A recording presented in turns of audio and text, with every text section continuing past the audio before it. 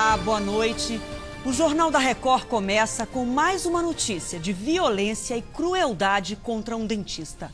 Desta vez foi em São José dos Campos, no interior de São Paulo. Criminosos entraram no consultório e atearam fogo no dentista. Ele está internado com queimaduras em 70% do corpo. Armários e gavetas revirados. Ficou tudo bagunçado em cima das mesas. No chão, o isqueiro e a garrafa de álcool, que podem ter sido usados para atear fogo em Alexandre Peçanha Gade, de 43 anos. Era noite e o dentista já havia atendido a todos os pacientes. Ficaram as marcas na parede do banheiro, onde ele teria sido amarrado antes de ser queimado. Muito ferido, o dentista conseguiu chegar nesse corredor aqui na entrada. Estava caído no chão quando foi visto por uma pessoa que passava pela rua e chamou a polícia. Segundo essa testemunha, Alexandre ainda conseguiu contar que havia sido atacado dentro do consultório por 2 assaltantes. Eles teriam se irritado por não encontrar dinheiro. Ele não deixa dinheiro no consultório, ele à tarde ele leva, recolhe. E também não é aquele movimento, né? Dentista sobrevive com muita luta. Os criminosos fugiram sem levar nada, nem o computador. Entraram para assaltar e não levaram nada, né? Esse que é o mais estranho. E é um portão aberto, tá tudo completamente estranho. A polícia ainda não sabe como os 2 homens conseguiram entrar no consultório e procura pelo material gravado por câmeras de segurança nas ruas do bairro. Uma delas mostra um homem correndo pouco depois do horário do crime. Alguns minutos depois, uma viatura da PM chega. Alexandre foi levado para o hospital em estado grave, com queimaduras em cerca de 70% do corpo. Agora a gente passa a angústia que uma família já passou nesse país. A lembrança é da morte da dentista Cíntia Moutinho, em São Bernardo do Campo, na Grande São Paulo. Ela foi amarrada e queimada no consultório por criminosos, porque só tinha R$30 na conta bancária. Os 4 suspeitos foram presos. Em São José dos Campos, a principal linha de investigação da polícia é que Alexandre foi mesmo vítima de assaltantes. Sabemos que ele estava separado. Há informações de que ele estaria namorando uma outra pessoa, né? Teria estabelecendo algum outro vínculo, né? Fora isso, os parentes que foram ouvidos não relatam nenhuma inimizade, nenhuma preocupação com relação à ameaça, algum desafeto, alguma coisa nesse sentido. No Rio de Janeiro, uma operação para combater a criminalidade prendeu 13 pessoas. Entre os detidos estão policiais e um soldado do Exército. E em Niterói, um sargento e um colega de farda suspeitos de matar um empresário também foram parar na cadeia. Um arrastão contra o crime. A polícia prendeu 10 criminosos de uma só vez. São ladrões, matadores e foragidos da justiça que agiam e se escondiam na Baixada Fluminense. Entre eles havia um policial militar reformado e um soldado do Exército. Armas e munição foram apreendidas. Nós vamos apurar, inclusive, a arma apreendida hoje com um deles, se está envolvido em outros crimes, e a investigação continua. Em Niterói, a polícia foi em busca de suspeitos de um assassinato ocorrido em janeiro deste ano. 2 PMs acabaram presos. Eles seriam responsáveis pela morte de Itamar Silva Júnior. O empresário havia sido sequestrado ao cobrar a dívida de um inquilino. 5 dias depois, o corpo dele foi encontrado carbonizado. Bruno Jefferson Darós, que também foi detido, é comerciante e estava com 2 meses de aluguel em atraso.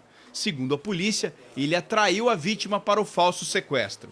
Os PMs são suspeitos de levar o empresário e estariam disfarçados de funcionários de uma companhia telefônica, como aparecem nessas imagens do circuito de segurança. Agora, a polícia acredita que pode chegar ao mandante do assassinato.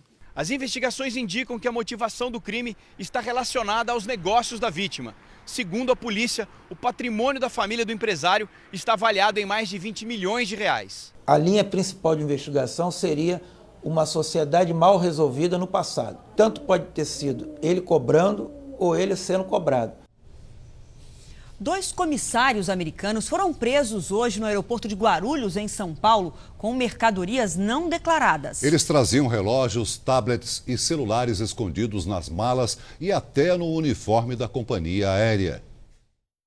Enquanto parte dos tripulantes de um voo vindo dos Estados Unidos passava pela fiscalização da Receita Federal, 2 comissários de bordo já estavam com os passaportes apreendidos e foram presos minutos depois. Os americanos tentavam entrar no país com mercadorias escondidas no corpo e nas malas. Com eles, foram encontrados relógios de marcas famosas, tênis, celulares e produtos de informática. São comissários, são agentes de segurança de voo que estão praticando um crime grave. Os tripulantes foram descobertos quando a bagagem que eles traziam passou pelo sistema de raio-x. Dentro das malas havia diversas caixas vazias de equipamentos eletrônicos. Os agentes também encontraram comprovantes de remessas feitas pelo correio. Seriam de mais equipamentos eletrônicos enviados para uma loja de informática no interior de São Paulo. A gente acredita que são funcionários cooptados por comerciantes para trazerem essas mercadorias de fora, para que o próprio comerciante não tenha que abastecer estoques, ou seja, faz encomenda uma semana, na outra semana a mercadoria está pronta para o cliente. Segundo a Receita Federal, o valor dos produtos chega ao equivalente de R$50 mil. Os 2 comissários serão encaminhados para um centro de detenção provisória e podem pegar 4 anos de prisão. Morre o homem agredido numa boate na zona oeste do Rio de Janeiro. Ele foi encontrado no banheiro com traumatismo craniano grave. Luiz Antônio Jesus, de 49 anos, passou 3 dias internado em estado grave com traumatismo craniano. O cabeleireiro foi encontrado desacordado, caído no banheiro desta boate na zona oeste do Rio, com ferimentos no rosto e no pescoço. Ele foi lá para conhecer a boate, a minha filha deixou ele lá 1h da manhã dentro da boate, só que ele não voltou para casa. Preocupadas com a falta de notícias, as irmãs de Luiz Antônio foram até a boate e receberam a informação de que ele teria passado mal no banheiro. O caso foi denunciado à polícia. Nesta terça-feira, os agentes estiveram no local e fecharam a casa noturna. Para a família, Luiz Antônio foi vítima de homofobia. O que ele fez para acontecer isso? O que ele fez? Porque ele é gay? Ter um crime de homofobia num local frequentado por homossexuais, eu acho que é uma hipótese remota, mas não está descartada. A polícia vai analisar as imagens do circuito interno da casa noturna. Um segurança já prestou depoimento e é suspeito de ter agredido o cabeleireiro. No fim de semana, ele já tinha sido denunciado por outro cliente da boate, também por agressão. O sertão de Pernambuco já foi responsável por boa parte da maconha produzida no Nordeste do Brasil. Mas a seca e a fiscalização da polícia fizeram os traficantes migrar para outros estados nos últimos anos. Agora as plantações também estão concentradas entre o Maranhão e o Pará. É o que você vai ver na segunda reportagem da série Maconha, a erva proibida.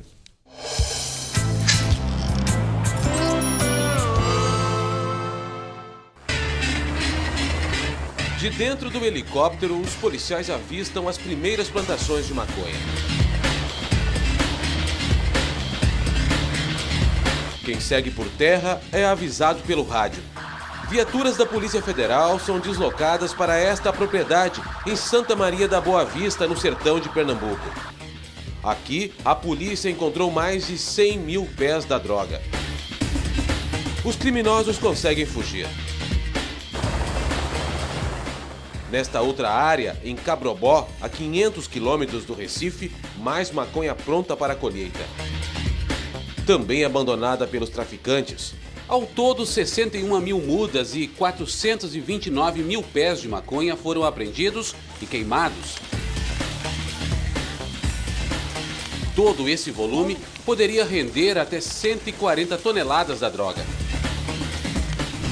A maior parte das plantações descobertas pela polícia está numa região que ficou conhecida como o Polígono da Maconha, uma área de 800 quilômetros quadrados no sertão de Pernambuco, que inclui 13 municípios, entre eles Petrolina, na divisa com a Bahia, e Serra Talhada, próximo a Paraíba. O local já concentrou a maior produção de maconha do Nordeste do país até o final dos anos 90. Mas a seca mudou muito o cenário desta região. A falta de chuva matou o gado, secou açudes e tornou impossível o cultivo até mesmo da maconha. Por isso, a rota das plantações migrou para pequenas ilhas banhadas pelo Rio São Francisco. São áreas que pertencem à União, terras escolhidas por serem desabitadas. Se houvesse uma redistribuição dessas ilhas para novos poceiros, certamente iria inibir com certeza o plantio nas ilhas. Com a ajuda de cães farejadores, 528 quilos de maconha foram descobertos pela polícia no fundo falso deste caminhão em Jaboatão dos Guararapes, no Grande Recife. A droga, que vinha do Paraguai, tinha como destino a capital pernambucana. 4 homens foram presos. No centro do Recife, flagramos este grupo de rapazes fumando maconha à luz do dia e sem se preocupar com os carros da Polícia Militar parados bem perto deles. Em salas como esta é guardada pela polícia até ser incinerada toda a maconha apreendida pronta para venda em Pernambuco. Em 1 ano e meio foram quase 2.000 toneladas. Dezenas de traficantes foram presos e com o cerco se fechando, os criminosos acabam procurando outro caminho para chegar ao consumidor. Hoje nós encontramos plantios de maconha na cidade de Mata Grande, em Alagoas, e além disso nós temos a migração de cultivadores que são de Pernambuco e têm ido para o Pará e para o Maranhão. Do alto não tem como escapar. O helicóptero da Polícia Civil faz um sobrevoo na região nordeste do Pará, a mais ou menos 150 quilômetros de Belém. E encontra a plantação. Em meio às árvores nativas, milhares de pés de maconha. Um esquema bem organizado que contava inclusive com sistema de irrigação. Uma nova modalidade no plantio da erva surpreendeu os policiais. O emaranhado de fios entre os galhos tem uma finalidade. Isso aqui faz com que a maconha não encoste na terra e não estrague a ponta dela. Os policiais apreenderam 81 quilos da droga prensada. Na primeira etapa da operação, foram destruídos 100 mil pés de maconha em Nova Esperança do Piriá, a 270 quilômetros da capital.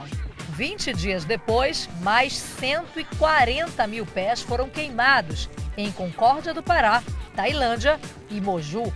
Queima bem para não deixar nada.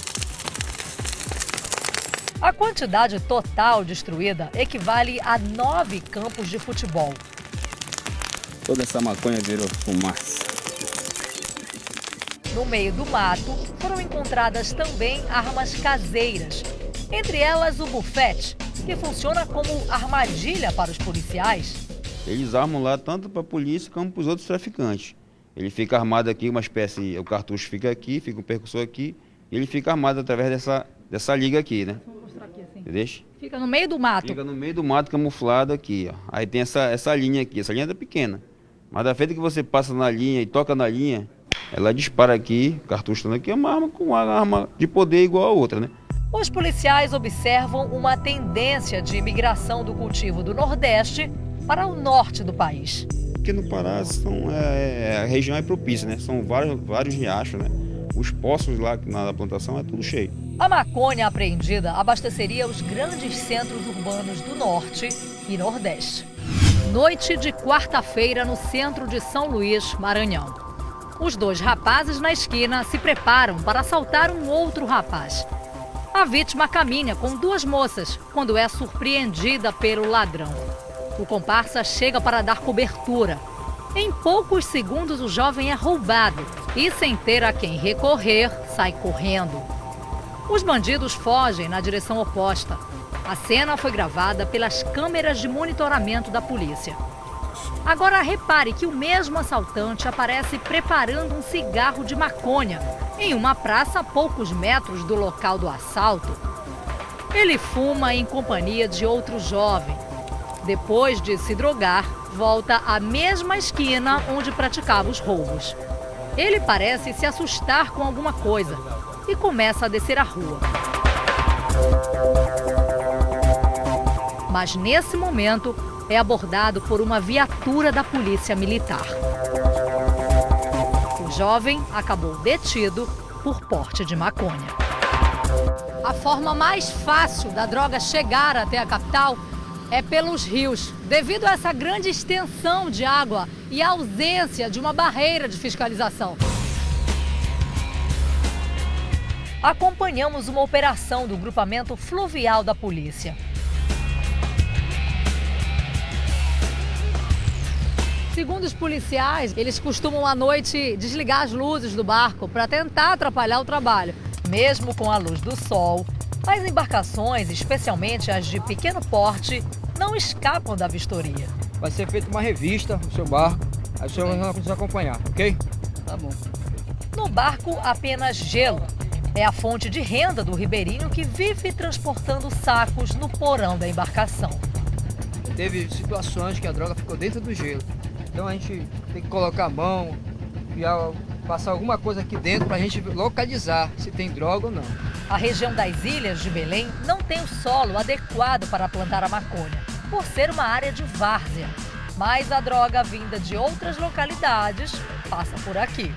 E há ribeirinhos que são usados por traficantes para fazer o transporte dessa droga. No centro de Belém, câmeras de segurança flagram uma negociação. Um homem chega de bicicleta, conta o dinheiro e entrega para a mulher, que está em pé. Ela repassa para o rapaz de boné que sai para buscar a maconha. Observe que os traficantes esconderam a droga no concreto do canal. A ação é registrada com crianças por perto. Minutos depois, a polícia chega e o homem é preso. O combate da polícia às plantações é para evitar cenas como esta. Uma criança que aparenta ter 10 anos recebe um cigarro de maconha de um adulto na periferia de Belém.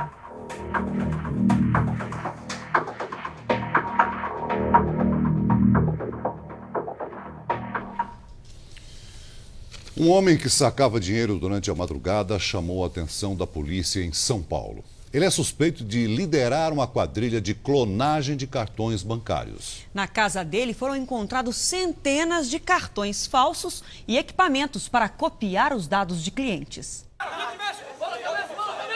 A polícia fecha o cerco e impede o crime. 2 suspeitos iam encontrar o resto do bando. A quadrilha de pelo menos 11 integrantes planejava assaltar um carro forte, com dinamites e esta metralhadora de uso exclusivo das Forças Armadas. Feita mesmo para derrubar a aeronave e também para perfuração de blindagens. Com certeza, se eles efetuassem um disparo, os vigilantes que iam acertassem o carro forte, os vigilantes que seriam atingidos. O acampamento era no meio da mata. Os assaltantes tinham até alimentos para ficar de tocaia à espera do carro forte com R$1 milhão. O Núcleo de Inteligência da Polícia Civil do Pará monitorou os suspeitos durante 2 meses por vários municípios do interior do estado. 6 assaltantes foram presos, entre eles o irmão do criminoso apontado como chefe do grupo. 5 homens ainda estão foragidos, mas já na mira da polícia. A quadrilha é apontada como responsável por assaltos a carros fortes em 2 municípios do Pará só este ano. E também pelo assalto a um banco no interior do estado do Maranhão. Nenhum dos integrantes é paraense e a base do grupo fica em Pernambuco. Nós verificamos que o movimento dela estava se intensificando e era próximo pagamento, né, do Estado, então nós verificamos que aquele momento seria o ideal para fazer uma abordagem.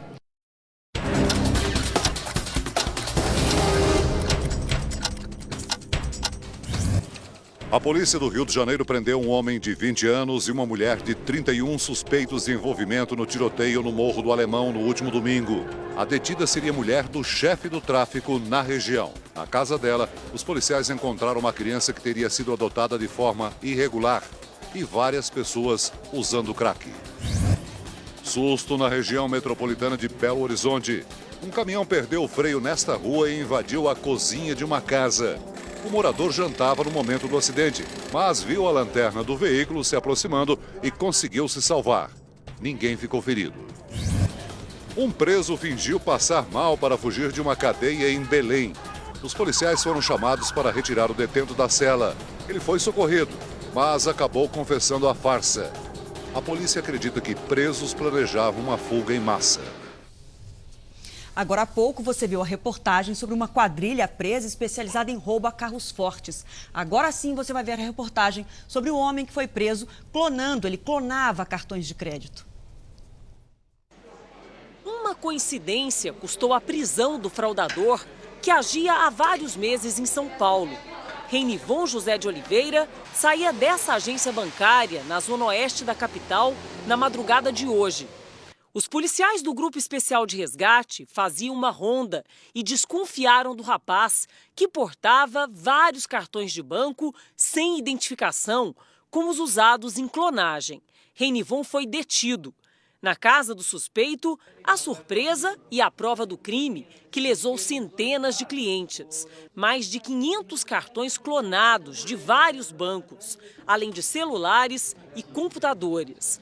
A polícia suspeita que Reinivon, que já tem passagem pela polícia por roubo de cargas e furto, agia com outros comparsas. Não tem dúvida que existe uma quadrilha por trás de tudo isso. Além dos cartões, a polícia encontrou na casa do acusado mais de R$3 mil em dinheiro.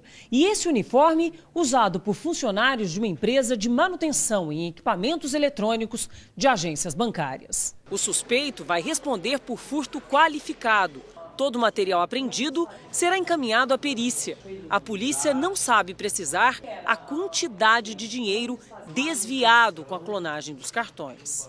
E brasileiros que trabalham em Portugal foram vítimas de um golpe de uma agência de câmbio. A empresa que prometia taxas atraentes para fazer a transferência para o Brasil, na verdade, ficava com o dinheiro. Mais de 500 pessoas foram prejudicadas. Era tudo que a cuidadora de idosos tinha guardado.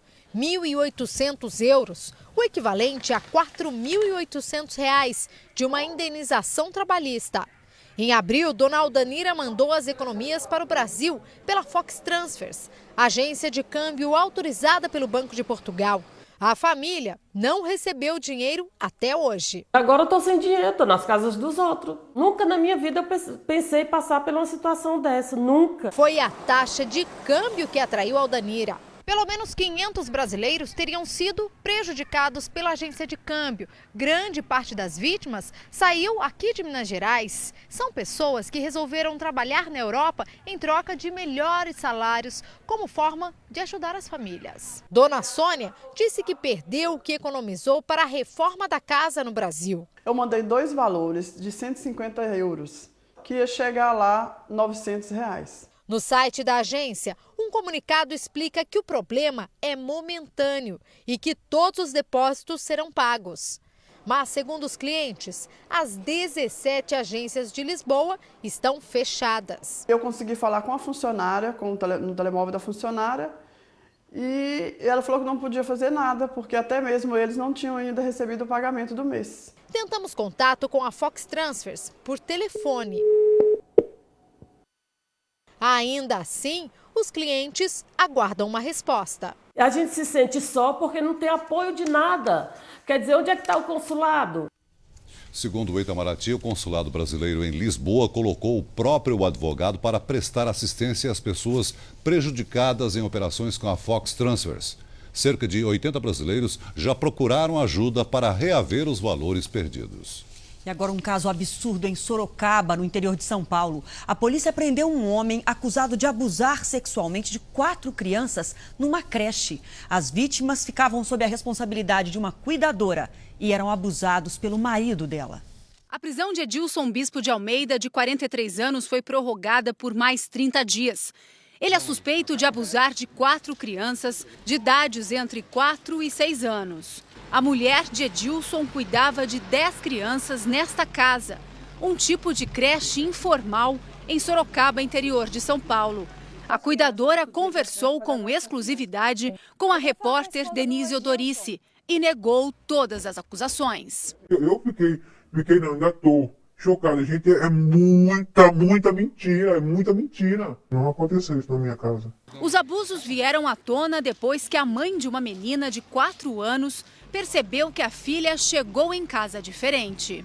A menina apresentava uma lesão nos órgãos genitais, aparentando uma assadura, entretanto com uma grossa camada de pomada, uma quantidade excessiva de pomada para encobrir a lesão. A criança passou por exames que teriam comprovado o abuso sexual. Outra mãe também registrou a ocorrência, depois de ouvir da filha de 6 anos que foi molestada por Edilson. A polícia ouviu todas as crianças que frequentavam a casa. Pelos depoimentos, foram descobertos mais 2 casos. As crianças disseram à polícia que quando aconteciam os abusos, elas contavam para a cuidadora, que na hora ficava brava com Edilson. A polícia agora investiga se a mulher sabia do crime e não denunciou. Os pais pagavam R$200 para deixar as crianças com a cuidadora. Edilson não trabalhava e era o responsável pela alimentação das crianças. Agora, ele vai responder por estupro de vulnerável.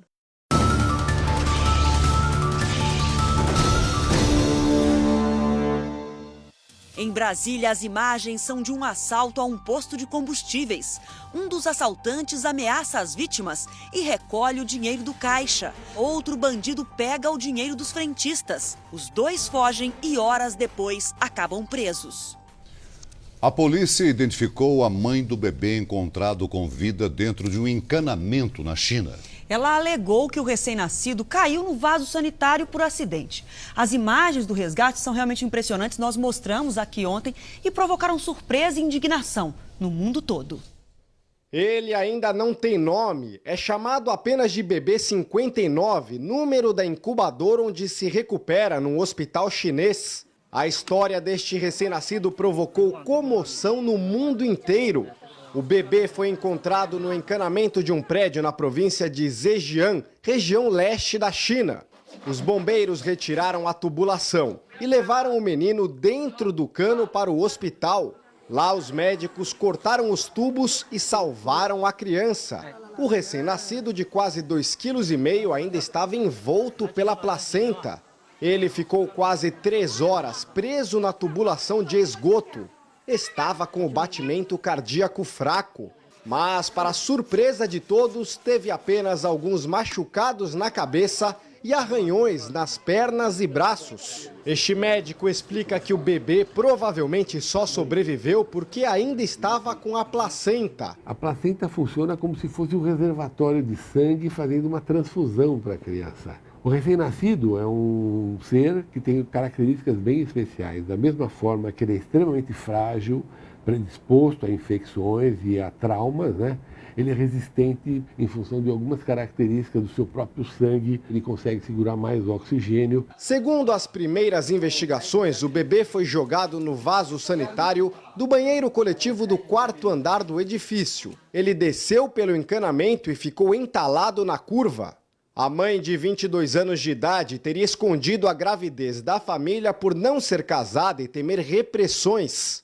Ela contou à polícia que deu à luz de maneira inesperada quando foi ao banheiro e a criança caiu no vaso. De acordo com o depoimento do dono do prédio, não havia sangue e nenhum outro indício de que o parto tenha acontecido no local.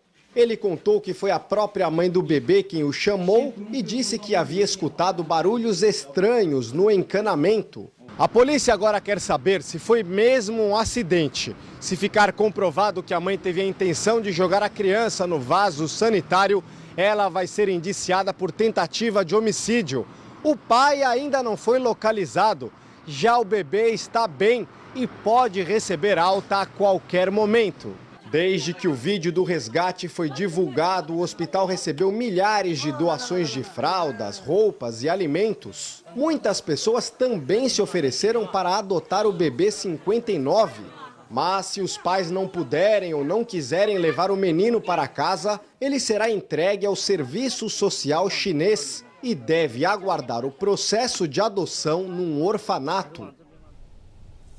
Nos Estados Unidos, um trem de carga descarrilou e explodiu. Uma pessoa ficou ferida. O acidente foi na periferia de Baltimore. A explosão destruiu parte de um galpão e outras construções que ficam às margens da ferrovia. A causa do acidente será investigada. No estado da Califórnia, um incêndio florestal se espalha pela periferia de Santa Bárbara. 1.000 pessoas, entre moradores e turistas acampados, tiveram que abandonar a região. Um polonês que recebeu um transplante de face há 3 semanas se viu no espelho pela primeira vez. O homem de 33 anos foi ferido com uma máquina de esculpir pedras. A cirurgia de emergência implantou parte da mandíbula, músculos e pele. O paciente aprovou o resultado. Disse que ficou parecido com o rosto antigo. O medo de um ataque com armas químicas movimenta Israel. O país começou o treinamento anual de defesa que envolve população e exército. Na simulação, Tel Aviv acaba de ser atingida por mísseis, alguns deles carregados de compostos químicos e biológicos. Equipes de resgate chegam rapidamente ao prédio que ficou destruído. Todos estão protegidos com roupas especiais e máscaras antigás. Os soldados identificam os mortos e socorrem os feridos.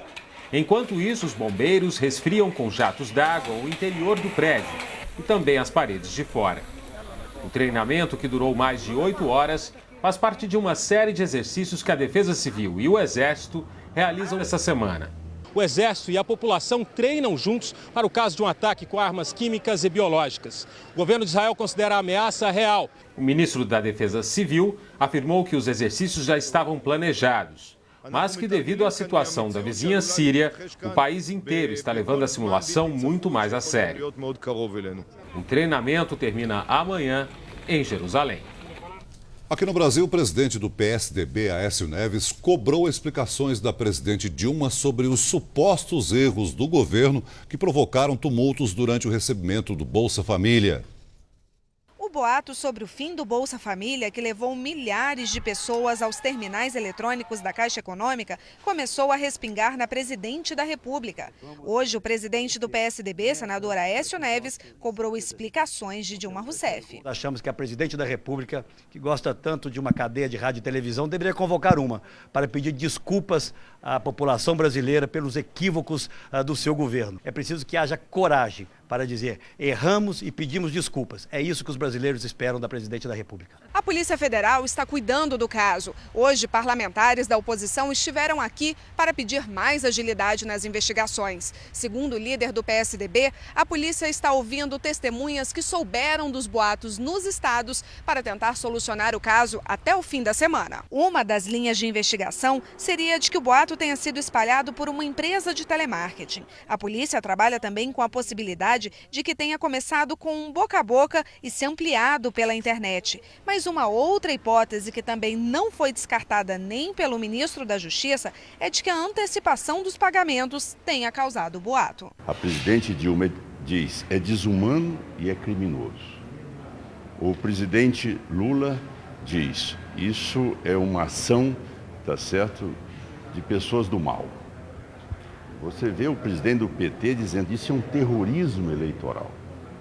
Então veja como as coisas são colocadas por aqueles que são exatamente os determinantes do crime. Nós queremos a apuração de todos esses fatos. A oposição tem interesse na agilidade desta investigação.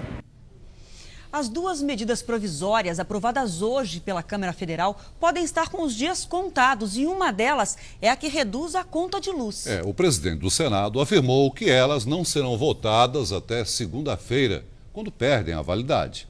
O bloqueio de 7 partidos às votações só caiu depois de um acordo costurado pelo presidente da Câmara, que prometeu votar no dia 3 de julho outro projeto de interesse dos empresários. No início da tarde, a Câmara finalmente aprovou a MP que prevê desconto nas contas de luz. Horas depois, aprovou também a que reduz imposto sobre a folha de salários de 16 setores produtivos. Mas o desconto de 18% na conta de luz residencial e de 35% na das empresas pode estar com os dias contados se o Senado não votar a medida provisória até segunda-feira, quando ela perde a validade. O razoável é que ela chegue com pelo menos 7 dias para que possa ser apreciada. A ameaça do senador Renan foi moeda de troca dias atrás para convencer os colegas a votar sem discutir a medida provisória dos portos. Eu quero crer que o presidente, o senador Renan Calheiros, vá cumprir a sua palavra. A tarde foi de intensa pressão sobre o senador Renan e líderes. O Planalto fez apelos para que a MP da Luz fosse votada imediatamente. Argumentou-se que a população responsabilizaria o Senado ao perder o desconto. A solução foi contar 7 dias a partir da entrada da medida provisória em votação, isto é, ontem, e a votação no Senado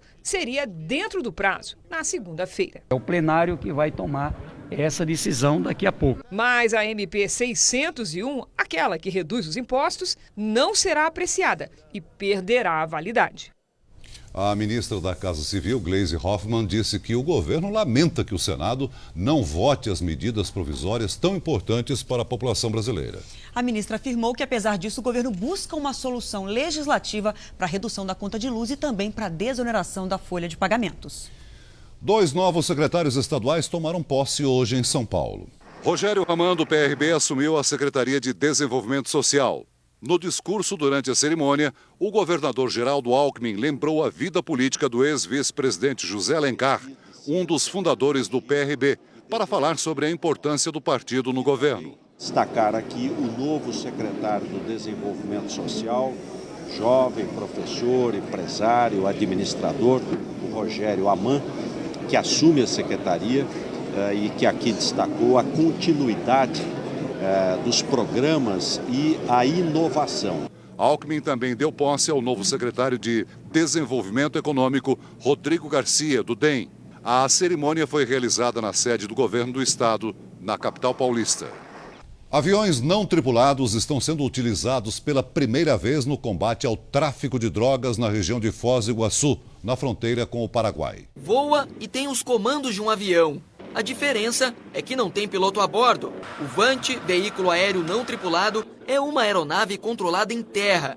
A Força Aérea Brasileira e a Polícia Federal estão usando 4 aviões como esse para monitorar as quadrilhas na fronteira com o Paraguai. Um apoio às equipes que agem no solo. Justamente pelo piloto não estar a bordo, consegue ter mais combustível, um peso menor e assim ter uma autonomia muito maior. As 2 aeronaves utilizadas pela Força Aérea Brasileira na Operação Ágata têm capacidade para voar num raio de até 250 quilômetros. Aqui da base de São Miguel do Iguaçu, suficiente para monitorar toda a extensão de fronteira do estado do Paraná, considerada uma das principais portas de entrada de armas e drogas no país. Durante o voo, a 6 quilômetros de altura, os aviões ficam imperceptíveis aos olhos dos criminosos. As câmeras registram imagens com nitidez mesmo à noite. E as informações são direcionadas à sala de controle. As aeronaves não tripuladas da FAB também vão monitorar a abertura em Brasília e a decisão no Rio de Janeiro da Copa das Confederações no mês que vem. A Prefeitura de Cubatão, no litoral de São Paulo, volta atrás e suspende a proibição do funcionamento de estacionamentos para caminhões durante 24 horas. As estradas que dão acesso ao litoral paulista registraram mais de 50 quilômetros de lentidão na região por causa da medida anunciada pela Prefeitura de Cubatão. A prefeita da cidade determinou que os pátios de estacionamentos, onde os caminhoneiros aguardam para acessar o porto, funcionassem apenas no horário comercial e não mais durante 24 horas. Depois de quase 3 horas de reunião, ela suspendeu a decisão até a próxima terça-feira. Cresceu 20% o número de inscritos este ano no Exame Nacional do Ensino Médio, o Enem. No total, 7.800.000 alunos se inscreveram. Os candidatos têm até amanhã para pagar a taxa de R$ 35,00 e confirmar o registro. Alunos de escolas públicas e de famílias com renda até um salário mínimo e meio não pagam.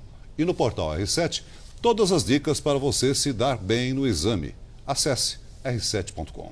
O Jornal da Record está de volta com uma novidade, uma boa novidade na área da saúde. A partir do ano que vem, os planos de saúde serão obrigados a oferecer mais 80 novos procedimentos médicos e odontológicos. E entre essas novidades está o tratamento domiciliar do câncer.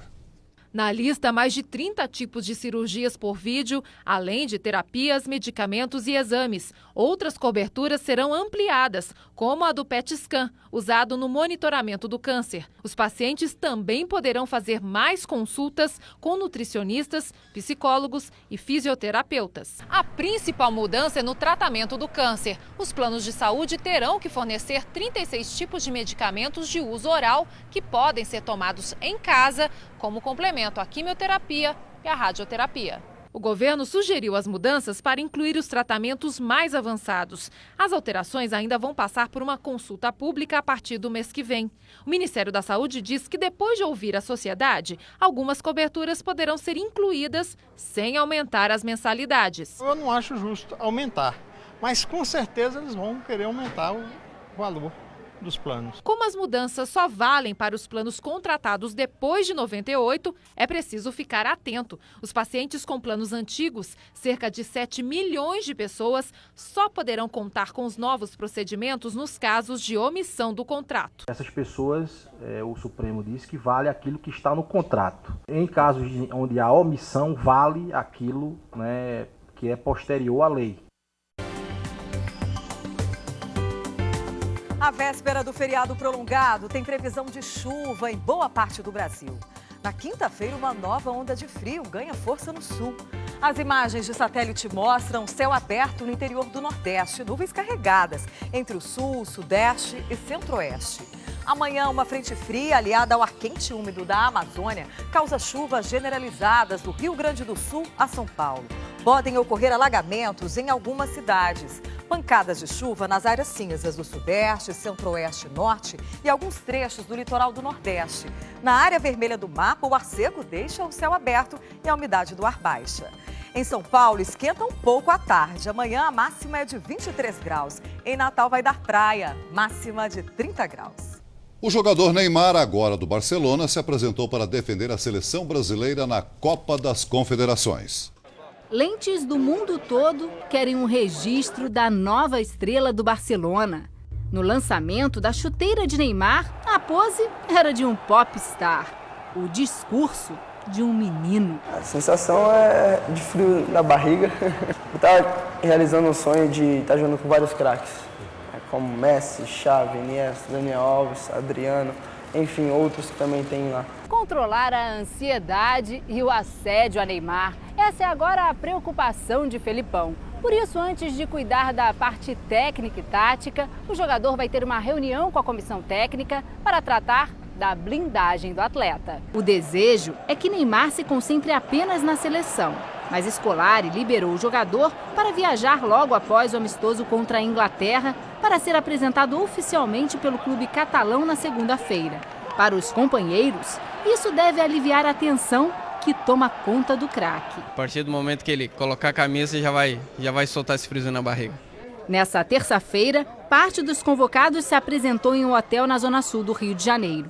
As exceções foram jogadores de Fluminense e Atlético Mineiro que disputam a Libertadores. E Dante e Luiz Gustavo, do Bayern de Munique.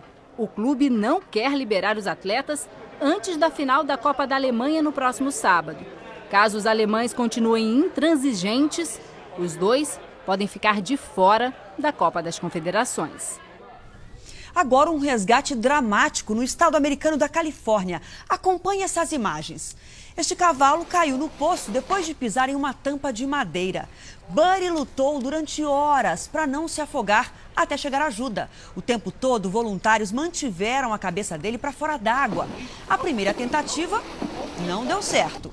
Depois foi preciso usar um guindaste e aí sim, finalmente o cavalo foi salvo. Buddy sofreu apenas alguns cortes e arranhões.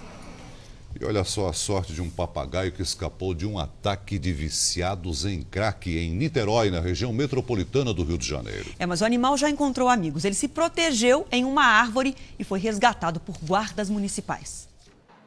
No gabinete do secretário de Ordem Pública de Niterói, o papagaio acompanha o expediente. É um animal tranquilo, né? Um animal dócil, um animal carinhoso. Dócil e de sorte, a ave escapou de ser apedrejada por um grupo de menores viciados em crack nesta praça. Guardas salvaram o papagaio que, para se proteger, procurou abrigo em uma árvore.